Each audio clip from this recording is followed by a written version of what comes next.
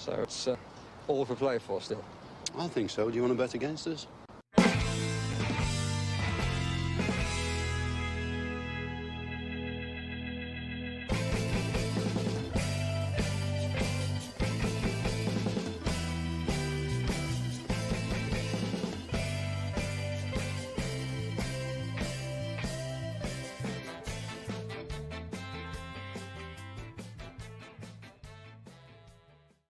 Hello, everybody, and welcome to For the Love of Paul McGrath podcast, the first home team sheet tantrum of the season. And I'm bloody looking forward to it. Aston Villa playing Everton at 2 p.m.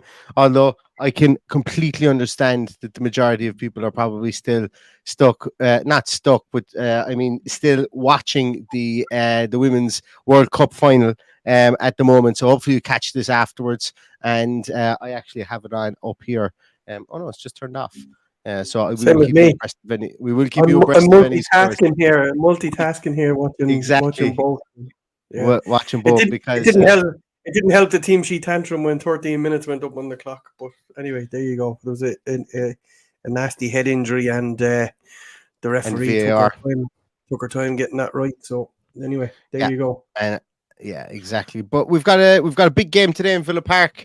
I'm really looking forward to it. I know that a lot of people have reached out to me. I was speaking to a lot of people via DM this morning and said there's been a great atmosphere around for the game, the World Cup final. Watching it in the Sacred Heart, watching it in the social, and the Whitten is open as well today. Whitten Arms is open as well today. So there seems to be a mad buzz around Villa Park, and hopefully that continues on up the avenue into the Red Brick Cathedral, as Michael Huggins calls it, and we roar the team on to victory today. But now that you mentioned Michael Huggins, I would like to wish him a very happy birthday, and he's away with his family celebrating his birthday and a couple of family members' birthdays. So he messaged me this morning. So I hope he has a lovely birthday, and he's probably too busy to be in the comments today, but I hope he gets to see the game. I know you can never be too busy to be in the comments for this one. We'd be lost without Michael. I also, do you know what? While we're giving shout outs, I want to give a shout out to a man who messaged me during the week. His name was Rory Cushion. I wanted to give you a quick shout out there, Rory. Really, really nice message to get.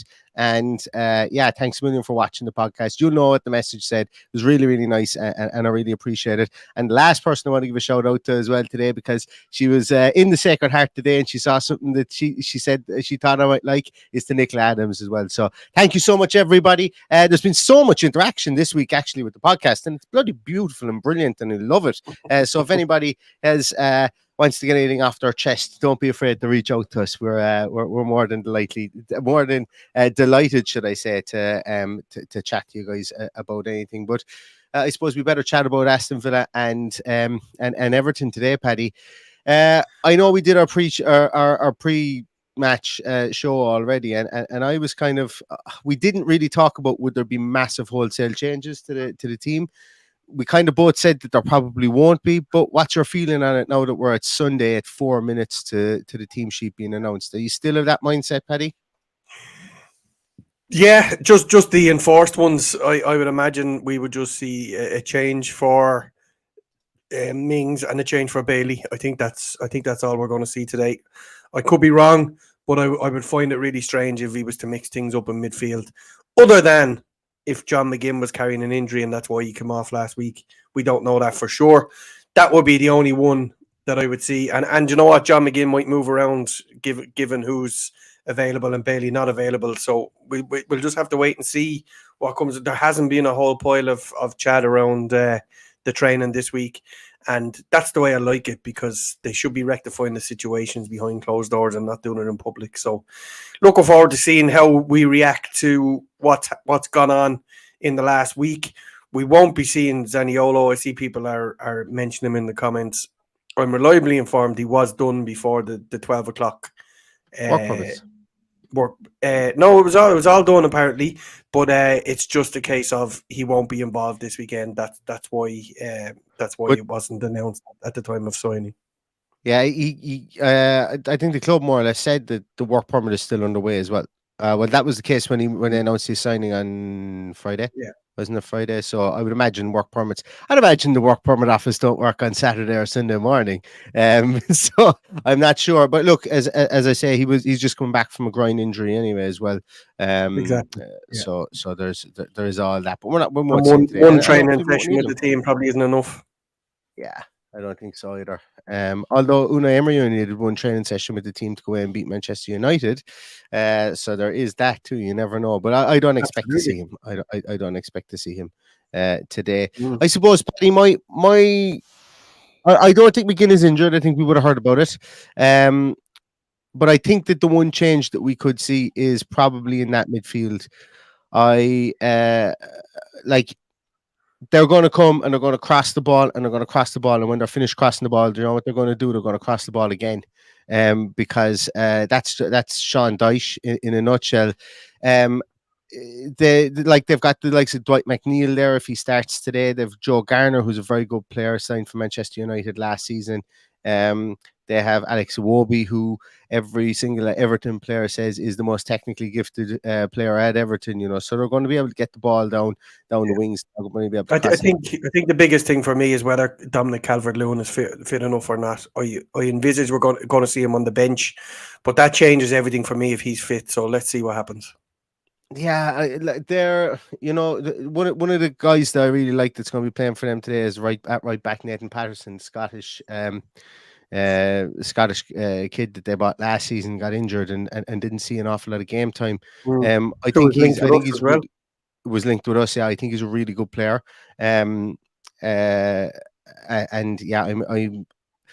I'm not going to say I'm fearful of him, but he can get up and down that wing, and he gives them that fullback presence that Sean Dyche needs, that old style fullback presence. You know, think of the Gary Neville overlapping fullback type presence where they can go narrow in midfield, and like we have with Alex Moreno. He gives them that too. So if he does play, that's and I fully expect him to play. Like he rattled the crossbar, I think, against Fulham, and it's not just because of that. It's just he's a good footballer, and we need to pay attention to good footballers. And Everton have quite a few of them. So it's going to be really interesting to see what way we set up. I think we might go with the Tielemans. I think we might go with that real narrow midfield again with no width and have Diaby creating the width from more central positions. Diaby and Watkins spreading wide. Maybe McGinn back on the right. Maybe a Tielemans on the left. I know it's square pegs and round holes when we put a Tielemans on the left, but we did it with McGinn last week, and Newcastle played out of their skin last week. They were really good. They were really disciplined. They weren't as disciplined, and I thought that they didn't really fire on all cylinders yesterday against Manchester City. So it'll be interesting to see. Did they curtail John McGinn down that side? Yeah, the team is out, and we'll be able to take a look at that now. And I'm not happy. Well, let's see. So I'm just going to share my screen here and pop it up on the screen. So we have Martinez, Cash, Konza, Pau, Digne, McGinn, Kamara, Douglas Luiz, Bailey, Diaby, and Watkins. So I presume Bailey is the reason that you aren't happy, Paddy. Yeah, and we've got two goalkeepers in the bench again. And look, I'm not going to go all in on him. I promised I would give him a chance. He does seem to play better for us at Villa Park. So I can see why he's been picked, but I wouldn't pick him. That's just what I'm saying. Either would I. I think I would have had him on the bench to come off the bench in this game. But we say that nearly every single time. Nearly every single time Bailey is picked, and Unai Emery likes him. And it's funny, right? Because we're, as a fan base, and there's nothing wrong with this, and I've definitely done it myself. It's like in Unai we trust, we have to trust Unai Emery, but then we question why Leon Bailey is being started. So, I suppose it just brings kind of, that it's not a blind trust, but we have at some stage we have to see the output. We have to see the return on investment from Leon Bailey to a consistent level. Yes, he did it a couple of times last season, scored some really important goals. But like today, it's an interesting one. Like on the bench, we've got two goalkeepers again. We've got Olsen and Marshall. We've got Diego Carlos, Tielemans, Traore, Chambers, Coutinho, Duran, and Archer. So we've no Philogene Bides on the bench. Yeah. We've no Seb Revan on the bench. We've no left side cover. No Kellyman. I didn't expect Kellyman. And yes, he's playing two. He has two goalkeepers named. I don't know what the thinking is behind that. Whether he feels that he's got enough cover in the 7 ahead of that, 2 goalkeepers. I honestly don't know. I'm a bit annoyed that none of the journalists that we saw asked what Leon Bailey was doing in Mallorca during the week. Yeah. So that's one of the reasons why I did not expect to see him. So look, it is what it is. We just got to get behind them and trust the process, as they say. And it's a strong lineup, no matter what way you look at it.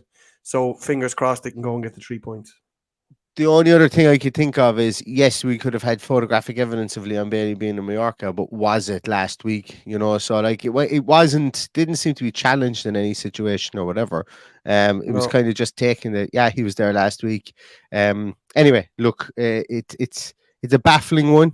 That whole incident of Leon Bailey, if he did jet off to Mallorca, and if the rumors were true that, he was out all night and was on a jet ski and robbed a jet ski, and the police had to get involved. What the story is happening there. Like that's like a Johnny Evans robbing the taxi story. Was it Johnny Evans that robbed the taxi that time on a club night out or something? Neil, be careful, really. Mad story there. Johnny Evans allegedly. Oh yeah, allegedly. Oh, completely allegedly. Everything we say is alleged. Even the facts we say are alleged. Until more comes out. But anyway, look, I'm going to still say I'm happy with starting 11. I probably, if there was somebody on the bench there that could have came in, if we are going to play not with that narrow midfield, Bailey, Coutinho, Bailey, like why not start with Coutinho? In this instance here and bring him off as opposed to bringing him on. Why not start with 2 up top? Why not play Archer there? Why not play Archer up top and put Watkins into a more withdrawn role there? If you want to have somebody, maybe put Diaby out in that right hand side and put Watkins playing behind Archer, or Archer playing behind Watkins or something.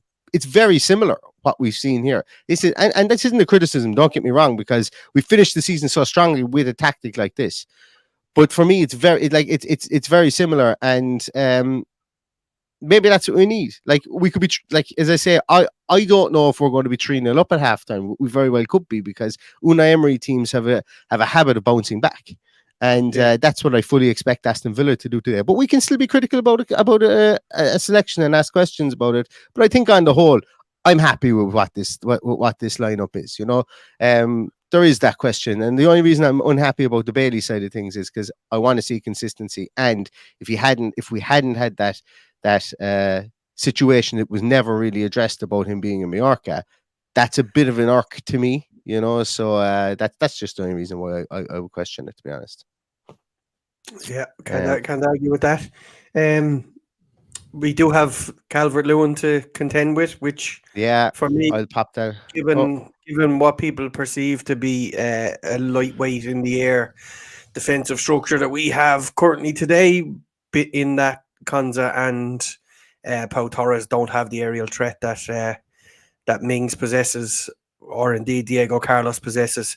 It's going to be ball after ball pumped in on top of Dominic Calvert-Lewin, I would imagine. If Dominic Calvert-Lewin lasts for 60 minutes, I think that's the best that they can hope for as well, though. Oh, I think so. Yeah. But if he does damage in that 60 minutes, that's the worry. I'm more worried about their 2 centre halves dominating, just from set pieces. Yeah.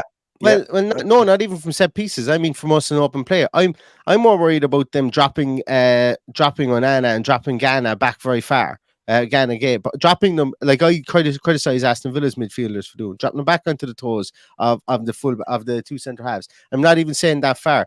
But Keenan Tarkowski just like squeezing Watkins out of it, because they've got pace. They've got pace in Patterson, and I know he was playing in Claret and Blue last season. But realistically, if Aston Villa want to get headway here, and maybe that's why Leon Bailey is there, is to run at Ashley Young. But we've seen players try and do that when he was in Aston Villa colours, and they didn't get much change out of him. So it's going to be interesting. Do we switch Diaby over there on him at times? Do we put Bailey up top with Watkins? Do we hammer the hammer in that situation? That's what I'm wondering. Do we try and get in past their fullbacks, because their fullbacks are going to go forward?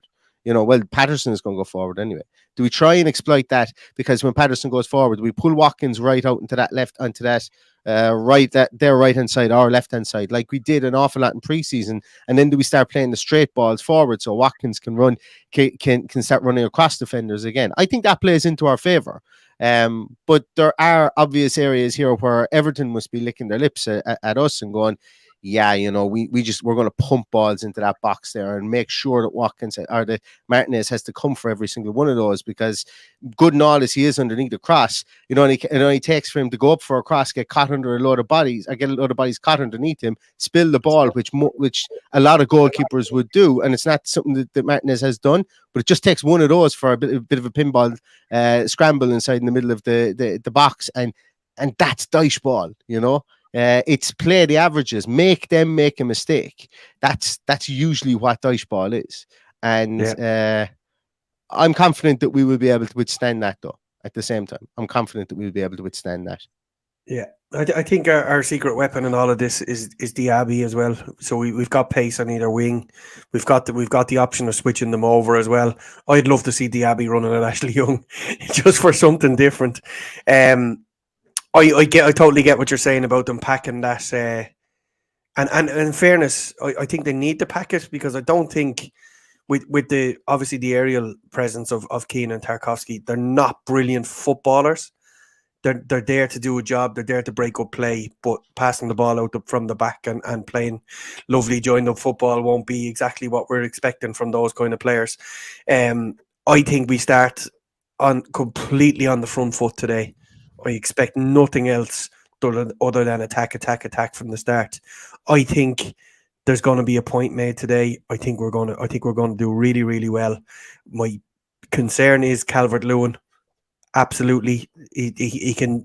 A half fit Calvert-Lewin can do damage to you. All he's got to do is time his runs and time his headers, and all of a sudden they're in the game.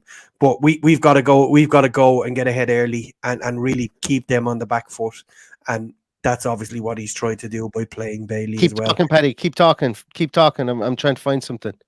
I'll keep talking. Congratulations to Spain and commiserations to England. The game is now over and out. I think the World Cup finally caught up with England, unfortunately. Some strange decisions. I thought it was strange taking off Rachel Daly at half-time when you've got the very strange. I thought top goal scorer there.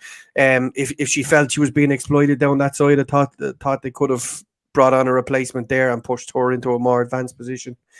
But anyway, there you go. She's the manager of England and I'm not. Do I keep going? Are you ready? No, Paddy, when was the last time Dominic Calvert-Lewin scored a goal from open play? Neil, what are you on about? How would I answer that question? It was match week 2013 last season. He scored 2 goals last season. He scored a penalty against Leicester in a 2-2 draw, and he scored a right-footed shot against Crystal Palace in a 3-0 win in the 11th minute. And wants to know why I'm worrying so much. I'm worrying so much because I'm still scarred from last week. Simple as that. We just need a reaction, and you might remember we spoke about, I think, at the halfway stage of last season. This was the second fixture last season as well against Everton.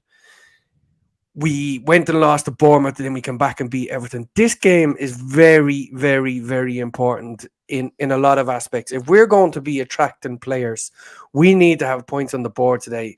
We don't want the likes of Acuna or whoever they're trying to bring in looking at the league table and seeing us in the bottom 3, having lost our first 2 games. We need to be on the front foot. We need a reaction. We need someone who's coming in to look at this team and go, okay, here's a team that could qualify for Europe, or have qualified for Europe. They just need to go and beat Hibs. We play European football. We're pushing in the top half of the league. We don't want to be sitting in the bottom 3 positions come whatever time today. So we just need a reaction. That's why I'm worried. No other reason. I totally trust the manager. And regardless of where we are on the 4th of September when the transfer window closes, I know we'll be absolutely fine, and I know we'll be in the top half of the table. But we need to do it now. We need a reaction now.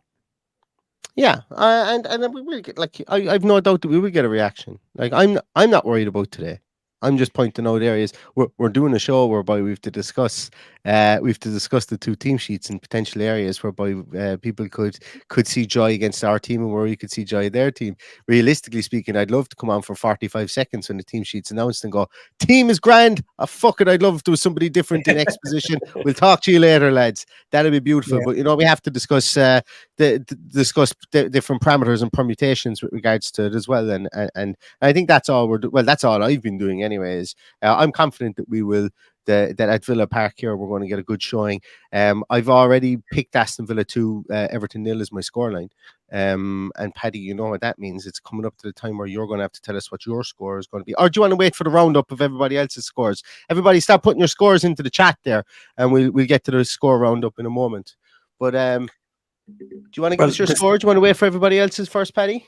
No, despite my fears and despite the fact that I'm scarred from last week, I'm expecting us to go and absolutely boss this today and come away with a nice, handsome 3-0 win. 3-0 win. You're going more confident than I am. Yep. I just think that he's going to learn a lot from his players today. There's some players out there that he needs a reaction from. He needs a reaction from the likes of Boubacar Kamara. I don't think we'll ever see him play as badly as we did last week. I think John McGinn will be absolutely spitting teeth today. He will be flying into fellas. He will be absolutely on top of his game today. So for that reason alone, I think there will be a reaction, and I think it will be a really positive reaction, like we saw at this time last year, and we go out and beat them 3-0. Hopefully so. Hopefully so. A win and no injuries today would be music to my ears, I think. And music to a lot of people's ears because the scores are coming in here. Just before we go to the scores there, I want to say thanks once again, Matt Hanlon. You're an absolute legend, Matt. Every time. Cheers, it's Matt. Always points for podcasters. My liver mightn't thank you, but I certainly do. I really appreciate it, Matt. Thank you so much for that. So let's get down to the roundup. So if we're going to go down, let's take Dominic Calvert-Lewin off the screen first when we're doing this. So Darren C says 3-0 to Villa. Neil Noban goes 1-1. Jake Aston Villa says 2-0 Villa. Fonda Music, who played a great gig in Pharmacia in Limerick on Friday night. If anybody's in Limerick and you haven't heard Fonda Music, go and watch them. They say that they just say up the Villa from all and they give an address. So everybody gets down to 145 Ballinacor Gardens in Limerick as well. Is there a party on? I'm on the way. I'm on the way, Fonda Music. Party on in Ballinacor Gardens there. Ian says 2-1 to Villa. Jonathan Kinsler says 1-1. Scott Little says 1-1 as well. Hype Panda says 3-0 Villa. Adam Slack says 3-1 Villa. And there's rumours that Adam might be on a plane come the 9th of September as well. We'll see. You might get to catch him at our live gig. Charlie Kane 3-0 Aston Villa. Rachel Insel says DLC will punish us. 2-1 Everton. Dan Parsons says 3-1 Villa. Bailey with an own goal. Stephen Wright says 4-1 Villa. Jam Jack says 2-0 clean sheet. Ben K says 6-0. Dream Villain says 3-1 Bailey and Diaby. Ian Salisbury says 2-0 Villa. Audrey Lynch says 3-0 to the mighty Villa. Watkins with 2 and Diaby with 1. Chris H says 1-1. Pete Still says 3-1. Himalaya says 4-3. We better score a lot if we want to win. Oh, I don't know about that. Dunleavy says 3-1. Chris Scal says 3-0. Christ, everyone. Everton are crap. KK says 2-0. A belter from Bailey early on. Joseph Gargan says 2-1 Villa. Michael O'Brien says 5-0 Villa. Bollock says 2-1 KG. And John Carney says 4-1 Villa. Kevin Donnelly says 3-1. Shane Coleman says 3-0. Rayleigh goes 2-0. Holly goes 3-1. Adam Slack says 5-0. He's changed his score. CC says 1-0. Damien L says 4-2. Rex Cole says 2-1. C Lion Eye says 3-1. Darrow Grady, thanks very much for that. Says 5-0 to Villa. Coutinho with 5 off the bench. Adam Slack has changed again to 10-0 to Villa. Murdoch says 3-0, mates. Rob Finnegan says 2-0. Rob Finnegan and then a Robin Finnerty. That's how you get a fella to break his tongue, changing and wondering whether he's actually said the right name there. Rob Finnegan into Robin Finnerty. 4-0, even with the goal difference, even up the goal difference, should I say. John Frost, 2-0. Nicholas Foskett says 2-1. KJ Fair, Brazilian Line says 3-1 Villa. And there are the scores at the doors today from that you guys think is going to happen at Villa Park today. I'm going to leave the podcast on just a little note here as well, guys. That today, obviously, there's Everton will be mourning, or there's a big piece of Everton players and Everton fans are mourning the death of that young man as well during the week. And I think that they're planning something at the stadium today, Paddy, if I'm not mistaken, are they? Yeah, I think he was 26 years of age, the young man, 26 years and of age. they're looking for a round of applause at 26 minutes. So hopefully everyone will buy into that. We're always pretty good. Look, he's an Everton fan who died, probably living the dream, working on the Everton stadium. It's absolutely mind-boggling story. It's very, very sad for anybody to be taken so young. So thoughts are with his family, obviously, and hopefully they can remember him today.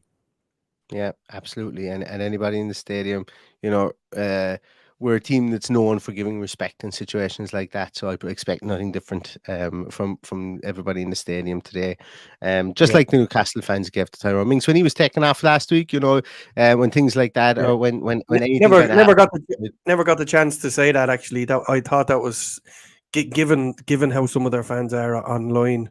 I thought it was really, really lovely, the way that Newcastle respected Tyrone Mings, despite the fact that we're slagging him off 5 minutes earlier. But anyway, there you go. But look, it's important for our club. We're a very highly respected club throughout the UK and throughout the world. So I hope that everyone within the ground would really get behind this, because it is a really, really sad occasion. Absolutely, yeah, absolutely. And I know. I think his girlfriend and his father are there today as well. And his brother, I think, are going as well. I saw something on social media today. They're there at the behest of the clubs. So yeah, that's something today as well. So yeah, condolences to the family, and yeah, as I say, it's there is going to be a tribute to him today. But as I say, I still hope Aston Villa win the game. From that side of the coin, and hope and I'm going to say it. I actually expect Aston Villa to go and show something different in this than they did at times against Newcastle, and I'm expecting them to put on a show here at Villa Park for the fans who are been waiting for them to come back. No preseason game at Villa Park. The best got was or the Poundland, whichever one you want to call it, was home in the preseason, and obviously US was home. So this is the first time that everyone's going to get to see the Villa boys, the likes of Pau Torres, Diaby, and Tielemans if he comes off the bench in the flesh in Villa Park in the Red Brick Palace. So cheer them to the absolute rafters. And if things aren't going well with 15-20 minutes to go, that's when we're needed most. I say this and it might sound a bit preachy, so if anybody thinks this sounds a bit preachy, that's okay. But first home game of the season, don't be like Wolves, whereby a season ticket holder went down at halftime and fired his season ticket at the dugouts at the manager's bench, and apparently walked out of the stadium at halftime yesterday. It's a bit overreactive first home game of the season to do stuff like that. So stay chill, stay cool. We got this. Unai Emery's got this, and as I say, I expect us to have to come up and right a few wrongs that went on last week, and hopefully we come out of this, or I expect us to come out of this with a win at the end of 90 minutes. Anything else, Paddy? No, nothing else to add. I hope everybody goes and enjoys the game. In a week where I've become kind of semi-famous for talking about referees, I do believe we have the best Premier League referee today. So I hope he doesn't let himself down, because there's a lot of eyes given what happened over the weekend. So we'll talk about that during the week, and we won't be filling the airwaves with referee talk today. Jesus, I fell off my seat there, Paddy. There you go. If you're going to dish it out, you have to say when he is. I hurt myself acting the maggot there. I actually cracked my head off the ground. That's what I get. That's what I get for my performative shock and awe at your statement. But no, yeah, he's, as I say, pretty decent referee. As you said, he is the best of the bunch. That's out there, one of the best of the bunch. And yeah, look, it's hopefully we won't even be talking about it at the end of the game. If we'll go out there and just literally make that onion bag rattle at either side of the field, then that's the worst piece of acting. Bad acting when you hurt yourself, Expected it. Neil. Remember that? I wasn't expecting it. I didn't even have a cue point to do it on. Like that's called improv. That's ad-libbing. That's if anything, that was brilliant. But yeah, as I say, let's take the referee out of the equation here and look. Let's just Villa score 3 screamers and bring this one home. That's the way we've got to be. We know how bad they are, so we've got to go and not put them into the equation. We've got to go and win the game ourselves. And before we go, the 400 plus people that are there, give us a big thumbs up before you leave. Much appreciated. Thanks for coming Absolutely. in this close to kick off, and we really appreciate having you in the chats. Yeah, absolutely. And thank you so much. And as I always say, everybody, time, we've spent half an hour here. You're never going to get that half an hour back. So I hope you enjoyed it.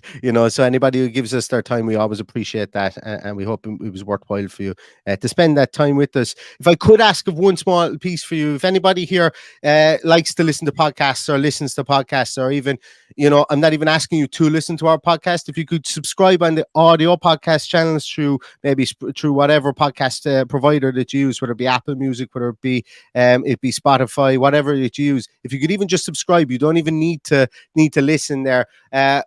The audio podcast is something that we're trying to push out there as well, because while we love doing the YouTube stuff, we're not moving anywhere there. There is a whole universe of other people out there that don't watch stuff on YouTube, or maybe can't, or maybe don't like the fact that when you go on YouTube, you have to keep the application open unless you're paying for YouTube Premium to be able to listen to it. And people work and they like to have stuff in their headphones and they don't even know about it. So by even just subscribing to it, it pushes the algorithm for us out there on the audio side of the podcast. And it's funny, the amount of people that message the podcast now and say, oh, I only found out about you guys and I'm living in Ireland, or I only found out about you guys, I'm living in Birmingham. And I just happened to search for Aston Villa in the podcast app, in my podcast app, and your podcast came up and I'm really enjoying it.